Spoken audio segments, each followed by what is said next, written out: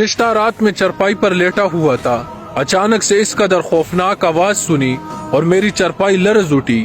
اپنی پوری زندگی میں اس قدر خطرناک زلزلہ میں نے کبھی نہیں دیکھا۔ اللہ کی رحمت ہمیشہ اس کے غضب پر باری رہتی ہے، اور یہ زلزلہ راولپنڈی اور اسلام آباد میں آیا۔ بتاؤ وہ کون سا جرم ہے جو راولپنڈی اور اسلام آباد میں نہیں ہو رہا؟ زنا کے اڈے یہاں پر موجود ہے، سود خور، حرام خور، یتیموں کا مال کھانے والے، ہر قسم کا جرم کرنے والے یہاں پر موجود ہے۔ مسلسل اللہ کی نافرمانیاں کرنے والے اللہ کے غضب کو دعوت ہی دیتے ہیں۔ اللہ کی رحمت ہمیشہ اس کے غضب پر باری رہتی ہے، لیکن جب لوگ اللہ کے غضب کو دعوت دیتے ہیں تو اللہ انہیں بالکل بھی مہلت نہیں دیتا۔ خدا کا خوف کرو مسلمانوں، اللہ نے تمہیں خبردار کیا ہے۔